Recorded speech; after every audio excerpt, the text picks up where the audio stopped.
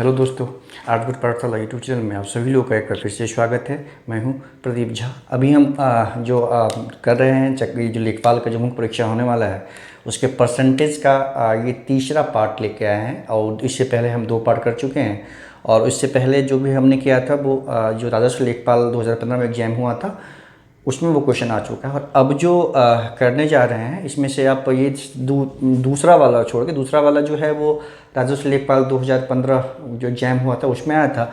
बाकी जो सारे क्वेश्चन है वो चकबंदी लेखपाल 2015 में एग्जाम हुआ था, चकबंदी लेखपाल वाले में वो क्वेश्चन आया हुआ है। तो शुरू करते हैं। ये एक्चुअली परसेंटेज का टॉपिक बहुत इंपॉर्टेंट टॉपिक, इसको आप समझिए अच्छे से कि क्योंकि ये ना बहुत जगह यूज होना है। ये सिर्फ परसेंटेज में यूज नहीं होता, जैसे आगे प्रॉफिट एंड लॉस करेंगे उसमें भी इसका यूज होना है। तो परसेंटेज के कंसेप्ट को अच्छे से समझना है और इस वीडियो को पूरा शुरू से लेकर अंत तक देखना है, बीच में स्किप बिल्कुल भी नहीं करना है, क्योंकि मैं उतना ही बता रहा हूँ जो कि लेखपाल के लिए, मैं पूरा परसेंटेज को क्लियर नहीं कर रहा हूँ। जो लेखपाल के लिए ज़रूरी है जो उसी चीज़ को मैं क्वेश्चन बता रहा हूँ और उसी से रिलेटेड जो कंसेप्ट है मैं उसको आपको करवा रहा हूँ। ठीक है, चलिए शुरू करते हैं। देखिए क्वेश्चन है ये जो किसी वस्तु के कर में 10% की कमी हो गई तथा उसका उपभोग 8% बढ़ गया। यहाँ देखिए 2 चीज़ हुआ है ना। मान लीजिए किसी वस्तु पर जो टैक्स लगता है ना, किसी सभी वस्तु पे टैक्स लगता है, तो कोई एक वस्तु है जिसपे टैक्स में क्या हो गया 10% की कमी हो गई। ठीक है, जो पहले जितना टैक्स था उससे 10% की कमी हो गई तो डेफिनेटली क्या होता है कि लोग उस वस्तु को ज़्यादा उपयोग करने लगेंगे। तो उससे क्या हुआ कि 8% जो है उसका वस्तु का कंजम्पशन बढ़ गया। तो रेवेन्यू जो आता है, पहले जो आता था रेवेन्यू और अब जो रेवेन्यू आएगा उसमें क्या फ़र्क पड़ेगा? क्या रेवेन्यू पहले की तुलना में बढ़ जाएगा, क्या रेवेन्यू पहले की तुलना में घट जाएगा? ये हमें पता करना है कि इससे प्राप्त राजस्व में कितने प्रतिशत की वृद्धि या कमी होगी, है ना, कितने प्रतिशत की वृद्धि या कमी होगी। तो आपको याद होगा पिछले वीडियो में यानी इसके सेकेंड पार्ट में हमने किया था 2%, जब दो चीज़ का परसेंट जब एक साथ हो रहा हो, घट रहा हो, बढ़ रहा हो, तो सिंपल सा एक मैंने फॉर्मूला बताया था आपको कि x + y + xy अपॉन 100। याद कीजिए, मैंने कल बताया था आपको, है ना, कल मतलब पिछले वीडियो में पार्ट 2 में ये होता है। तो बस उसी पे डिपेंड, जहाँ पे भी कहीं पे भी आपको दिखे कि 2% है ना, 2 डाटा का परसेंटेज में वैल्यू गिवन है, वो कुछ बढ़ रहा है कुछ घट रहा है और ओवरऑल क्या उसमें चेंजेज आएगा, या तो बढ़ेगा या घटेगा। तो अगर बढ़ना या घटना हमें अगर परसेंटेज में ही पूछ रहा है तो सिंपली इसको यूज करना है आपको। ठीक है, x + y + xy अपॉन 100। देखिए सिंपल इसका सोल्यूशन हो जाएगा। कर में वृद्धि हो गया, पहला x है तो 10%, कर में कमी दिया रहा है तो 10% क्या होगा, ये -10 हो गया। क्लियर है, कमी है तो नेगेटिव, वृद्धि है तो पॉजिटिव, ये याद रखना है आपको। फिर y देखिए, y में क्या 8% बढ़ जाता है तो यहाँ पे +8 हो जाएगा, सिंपल। और फिर प्लस क्या होगा, x क्या है -10 है इंटू ये 8 है, ये डिवाइड बाय 100 हो गया। क्लियर है। अब देखिए यहाँ पे क्या होगा -10 + 8 ये हो गया, ये माइनस हो जाएगा ओवरऑल 80/100। ठीक है, तो ये हो गया आपका, ये -2 हो गया, ये फिर माइनस में ही आएगा, ये हो गया आपका, एक 0 कैंसिल हो गया, ये आएगा 0.8। तो दोनों मिला के हो गया -2.8%, है ना।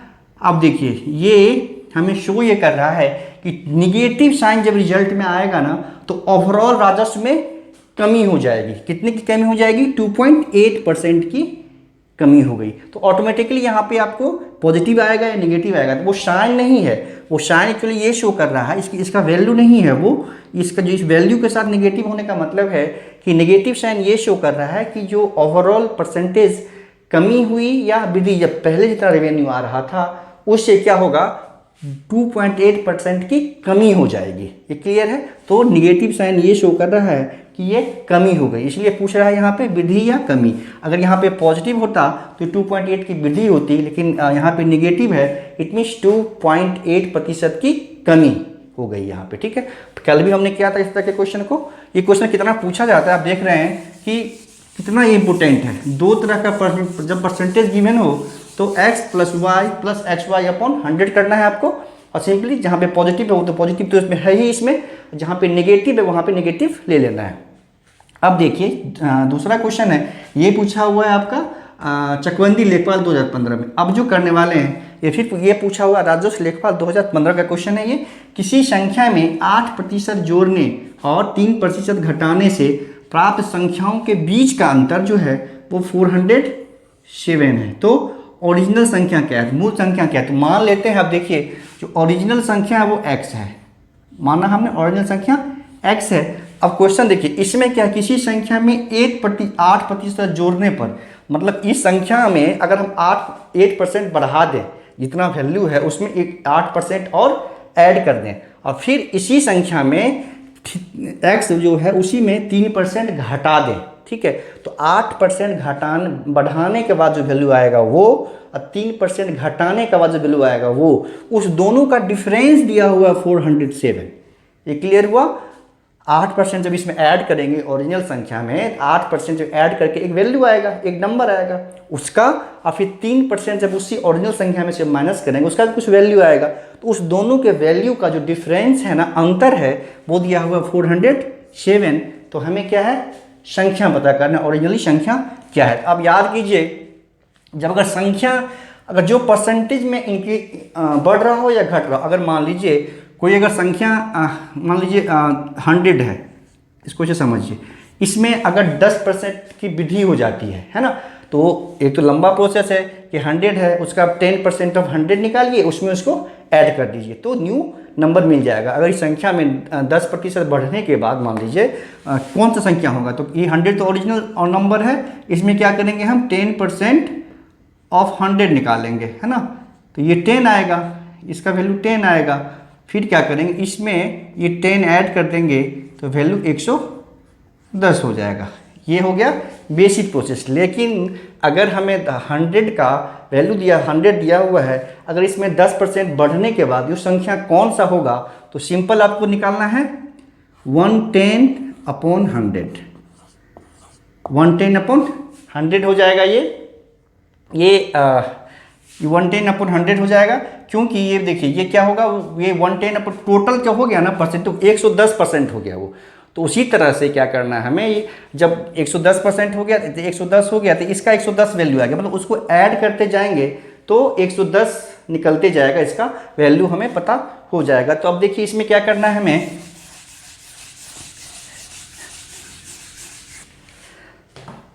अब x है, x में 10% बढ़ गया, तो ये 100 है x है, तो ये हो जाएगा 110/x/100, ठीक है, ये हो जाएगा हमारा। फिर उसमें क्या हुआ है कि इसमें 3% की कमी हो गई, तो फिर क्या होगा इसमें, ये हो जाएगा 97x, 3% 100 में से माइनस कर दिया, ये हो गया, है ना, माइनस हो गया आपका 407। ये देखिए इसमें आ गया। जब 10% बढ़ेगा तो 110 हो जाएगा सिंपली। कोई भी नंबर अगर 10, ये नंबर है x है, अगर इसको जब 10% बढ़ गया तो वो हो जाएगा x इंटू 110/100, सिंपल x 10/100। जैसे पहले किया था हमने 100 था, 100 को क्या करेंगे, ये नंबर था, इसका 110%, इसका 10% ऐड करने के बाद नंबर कौन सा होगा, इसको मल्टीप्लाई कर देंगे वो 110/100 से, तो ये कैंसिल हो जाएगा, आंसर 110 आएगा। अभी जो प्रैक्टिस हमने किया था, अगर 100 में 10% बढ़ गया तो 10% बढ़ने के बाद वो नंबर कितना हो जाएगा, तो क्या करना है, 100 करना है जो ओरिजिनल नंबर है, इनटू 100 में 10% इंक्रीज हुआ तो 100 + 10 करना है ये, ठीक है, अपॉन 100 करना है, तो वो जो नया नंबर है वो हमें मिल जाएगा। उसी तरह अगर कोई नंबर घट रहा है तो वहाँ पे 100 माइनस उसको माइनस कर देंगे। अगर मान लीजिए ये यहाँ पे 10% घट रहा होता पुराने वैल्यू से, तो 100 - 10 यानी 90/100 होता है ये, ठीक है। बस इसी कंसेप्ट पे ये हमने इसको किया है। ये समझ में आई थिंक आ गया होगा कि जो नंबर है उसको हमें उससे बढ़ने या घटने के बाद पता करना है, तो उस नंबर को लेंगे और बाद में क्या करेंगे, ऊपर में क्या करेंगे, 100 में से उतना ऐड कर देंगे या लेस कर देंगे और नीचे फिर 100 डाल देंगे। तो देखिए यहाँ पे क्वेश्चन है कि 8% बढ़ गया, 8% बढ़ गया, सॉरी, तो ये 108 हो जाएगा, ये 108, 8 ही बढ़ा है तो 108 हो गया, और ये 3% कम हो गया, तो 100 - 3 97x, ये हो गया। ये इसी का डिफरेंस है 407 है। 8% बढ़ने के बाद और 3% घटने के बाद जो नंबर आएगा उसका डिफरेंस हमें 407 दिया हुआ है। और इसको सॉल्व कर लेंगे, ये हो गया हमारा 108x, ये हो गया -97x, नीचे आपको पता है ये एलसीएम हो गया हमारा 100, ये हो गया 407, ठीक है। अब देखिए ये कितना हो जाएगा 3 8 11, ये माइनस करेंगे हो जाएगा 11x, ये 100 चला जाएगा उधर, 407 इंटू 100 हो गया, ठीक है। अब x इक्वल टू हो गया हमारा 407 इंटू 100 डिवाइड बाय 11, ये कैंसिल हो रहा है, 11 3 जा 33, 7 11 7 जा 77, तो हो गया आंसर हमारा 3700। तो ओरिजिनल जो वैल्यू था वो आंसर होगा 3700। समझ में आ गया ये कि कैसे इसको कंसेप्ट को समझिए। अगर कोई नंबर में 10% बढ़ जाता है उस नंबर को पहले लेंगे, दैट इज इंटू 110/100। अगर कोई नंबर 10% घट जाएगा तो पहला नंबर इंटू 90 हो जाएगा, 100 - 10 प्लस है तो अगर इंक्रीज कर रहा है तो प्लस कर देंगे, डिक्रीज कर रहा है तो उसको माइनस कर देंगे। तो इस तरह से ये दूसरा क्वेश्चन हमने किया। आई थिंक आपको समझ में अच्छे से आ गया। और अगर जो मैं बता रहा हूँ कुछ भी अगर अच्छे से क्लियर समझ में ना आ रहा हो तो करना क्या है, कमेंट बॉक्स में जाके कमेंट करना है। मैं फिर से जो पार्ट जो हिस्सा किसी भी क्वेश्चन का आपको समझ में नहीं आएगा सोल्यूशन, मैं फिर से उसको जरूर आके बता दूंगा, इसलिए टेंशन नहीं लेना है। अब देखिए तीसरा क्वेश्चन है वो ये भी आया हुआ आपका चकबंदी लेखपाल 2015 में। ये भी क्वेश्चन हमने कल इसी तरह के क्वेश्चन कंसेप्ट पे कल भी किया था, और आज भी पहला जो क्वेश्चन है ये उसी कंसेप्ट पे ये भी है। देखिए इस पे कंसेप्ट पे कितना क्वेश्चन आ रहा है, कल भी किया था क्वेश्चन उसी कंसेप्ट पे, आज भी ये क्वेश्चन उसी कंसेप्ट पे था पहला वाला, ये भी उसी कंसेप्ट पे है।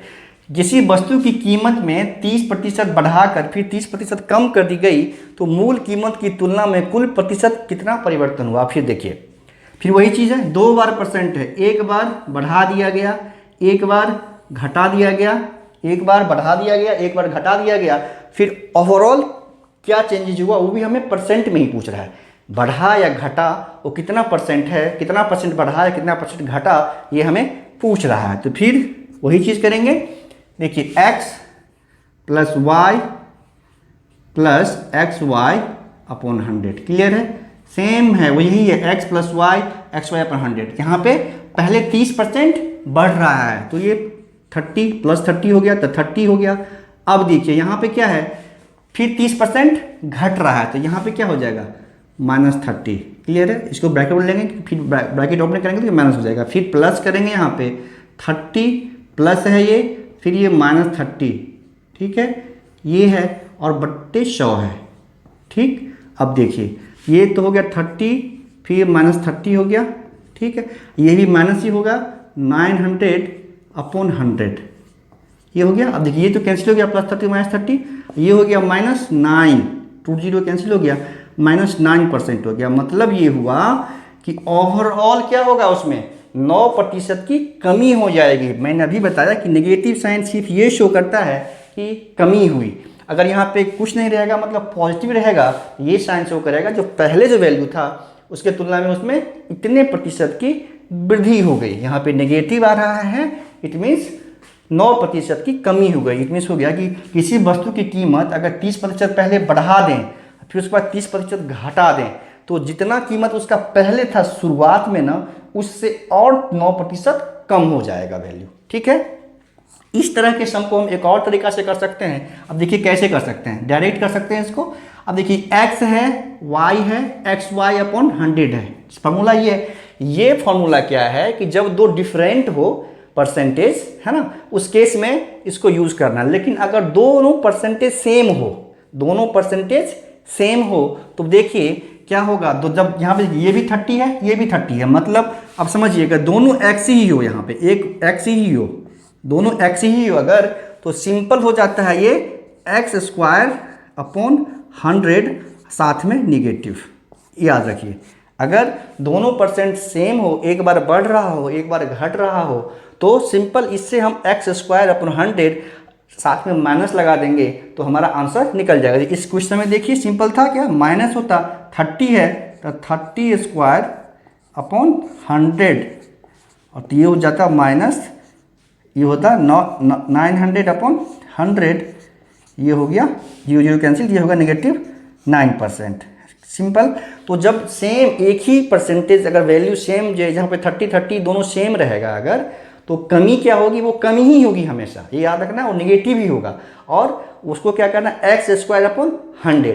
भैया ये आया कहाँ से, अब ऐसे कैसे कर दिया हमने, कोई रॉकेट साइंस तो है नहीं, कुछ नहीं किया है हमने, बस इसी फॉर्मूला पे क्या कीजिए आप, देखिए एक बार प्लस है एक बार माइनस है, तो एक्स हो गया, यहाँ भी तो माइनस एक्स ही होगा ना, दूसरा वाला नेगेटिव है तो एक वाई सेम है, एक्स है, ये भी माइनस एक्स इंटू ये भी एक्स होगा अपॉन 100 हो गया, तो ये कैंसिल हो गया, यही आता है नेगेटिव एक्स स्क्वायर अपॉन 100 और कुछ नहीं है।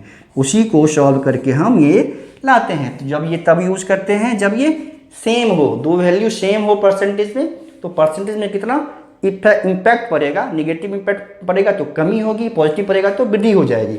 तो ये फार्मूला कितना इंपॉर्टेंट है आप देख रहे हैं, आगे भी हो सकता है इससे बहुत सारा क्वेश्चन इस पे बेस्ड आए, ये समझ में अच्छे से आ गया होगा।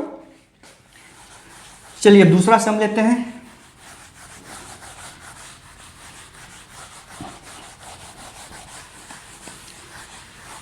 अब देखिए क्वेश्चन क्या है, 3 क्वेश्चन हमने कर लिया, ये भी पूछा हुआ था चकबंदी लेखपाल 2015 में, अब जो है ये भी पूछा हुआ चकबंदी लेखपाल 2015 में।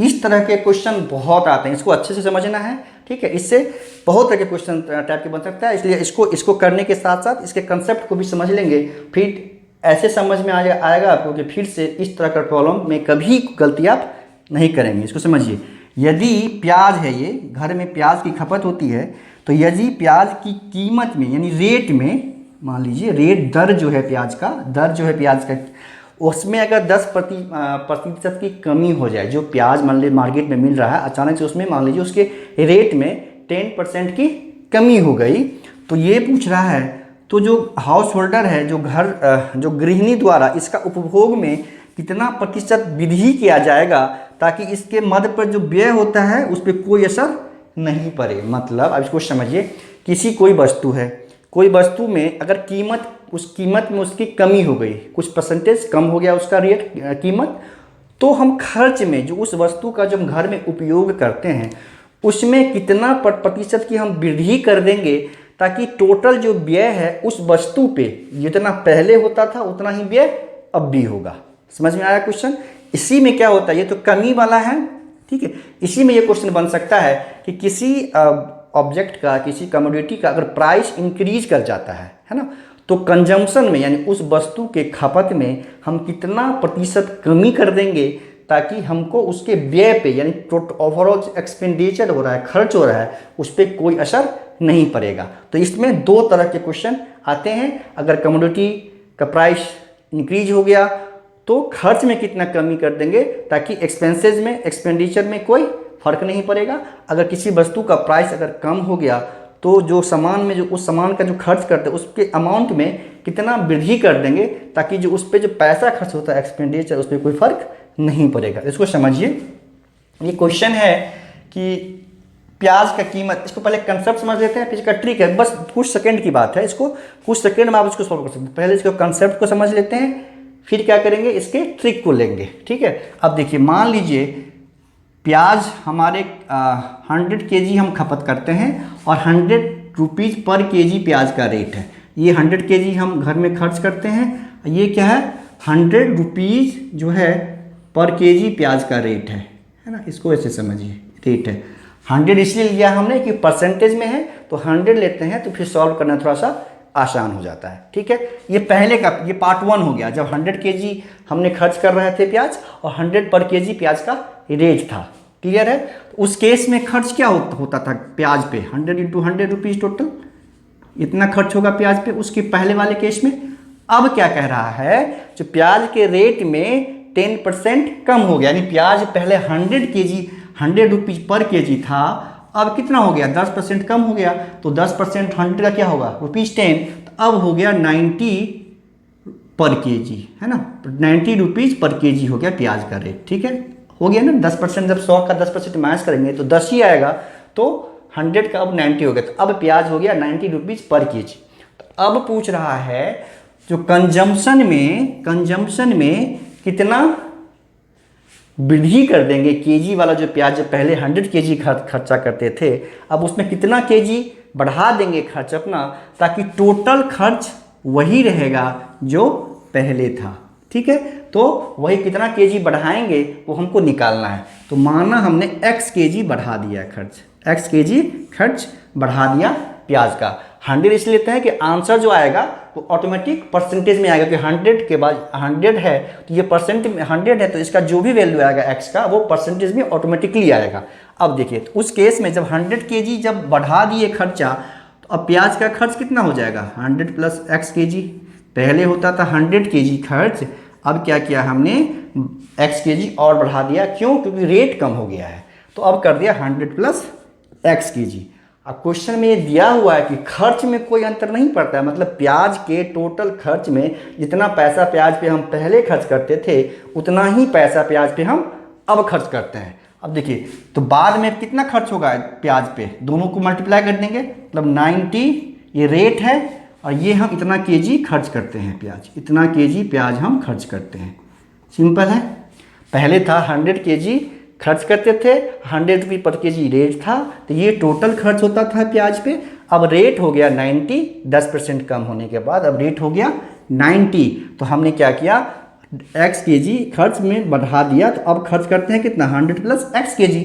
उस केस में टोटल खर्च कितना हो जाएगा प्याज पे, 90। ये तो क्लियर है, 90 चूँकि रेट है और इतना kg हम खर्च करते हैं, तो वो हो जाएगा 100 प्लस एक्स से इसको मल्टीप्लाई कर देंगे। तो ये किया हमने पहले खर्च, ये किया हमने बाद में खर्च प्याज पे। और क्वेश्चन में क्लियरली कह रहा है खर्च में कोई परिवर्तन नहीं होना है, जितना खर्च पहले होता था उतना ही खर्च अभी भी होता है। तो क्या होगा, दोनों इक्वल हो जाएगा। इट मीन्स अब देखिए, अब हो जाएगा, अब सॉल्व हो गया। 100 इंटू 100 पहले वाला खर्च, अब बाद वाला खर्च क्या होगा, 90 100 प्लस एक्स मान लीजिए, है ना। ये हो गया, समझ में आया, दोनों इक्वल होगा ना। कैसे इक्वल होगा, हमने डिस्कस कर लिया इसको अच्छे से। अब क्या करेंगे, 100 इंटू 100 किया, यहाँ पे ये 90 नीचे आ जाएगा, डिवाइड हो जाएगा इसके साथ, इक्वल टू हो गया 100 प्लस एक्स। ठीक है। अब देखिए, ये एक जीरो तो कैंसिल हो गया यहाँ से, तो ये हो गया हमारा 100 इंटू 10 1000 हो गया, 1000 बाई 9। आई फिर 100 में से माइनस कर देंगे 100, तो क्या आ जाएगा हमारा एक्स का वैल्यू आ जाएगा। तो अब ये 9 हो गया, ये हो गया हमारा 1000 हो गया, और ये हो गया 900। ठीक है, ये हो गया 900, ये कितना होगा, ये हो गया 100 अपॉन 9, इट मीन्स हो गया 11 1/9%। ये हो गया। जब इसको कन्वर्ट करेंगे फ्रैक्शन को, इसमें तो परसेंटेज ये आएगा 11 1/9%। इट मीन्स समझिए कि अगर प्याज का रेट अगर 10% कम हो जाता है, तो प्याज के खर्च में हम 11 होल 1.9% वृद्धि कर देंगे, तो टोटल खर्च पे कोई असर नहीं पड़ेगा। और यही हमारा इस क्वेश्चन का आंसर हो जाएगा। ठीक है, ये समझ में आ गया होगा अच्छे से। ये कंसेप्ट है, ये बेसिक है, ये जानना जरूरी है। ठीक है, ट्रिक तो हम लोग करेंगे अभी, वो तो कुछ सेकंड में सॉल्व हो जाएगा। ये बेसिक था कि इसका कंसेप्ट क्या है वो समझ में आ गया होगा आपको। अब देखिए, ये तो आंसर पता चल गया। अब ट्रिक देखिए, इसका कितना सिंपल ट्रिक है, बहुत आसानी से इसको आप सॉल्व कर सकते हैं इस क्वेश्चन को। देखिए, अगर कमी या वृद्धि हो रही है, वो पहले हमको ध्यान देना है कि हो क्या रहा है। यहाँ पे क्या है कि 10% की कमी हो रही है प्याज के रेट में। ठीक है, तो ये होगा, देखिए ये percentage R upon 100 plus minus R into 100, बस ये ट्रिक है। अब देखिए इसको कैसे यूज़ करना है, कितना आसानी से सॉल्व हो जाएगा। कंसेप्ट समझ में आ गया होगा पहले। अब देखिए, मतलब ये R क्या है, 10% है, जो प्याज है उसके रेट में 10%, ये R यहाँ पे 10 लेना है, R यहाँ पे 10 हो गया, ये हो गया हमारा 10। ठीक है, ये हो गया 10। अब देखिए 100 प्लस माइनस R, ये दोनों हमने इसीलिए लिया, प्लस माइनस दोनों लिया है कि अगर रेट में वृद्धि हो तो यहाँ पे 100 प्लस R कर देंगे, अगर रेट में कमी हो तो यहाँ पे 100 माइनस R कर देंगे। तो यहाँ पे रेट में कमी है, 10% की कमी है, तो क्या हो जाएगा 100 माइनस 10 इंटू 100। ठीक है, ये हो गया 10 अपॉन 90 इंटू 100 हो गया। ठीक है, ये 0 कैंसिल हो गया, वही आ गया 100/9 मतलब 11 होल 1/9%। ये हो गया ट्रिक। कितना सिंपल है ये समझिए इसको। R नीचे 100 प्लस माइनस R फिर इंटू करेंगे 100 से।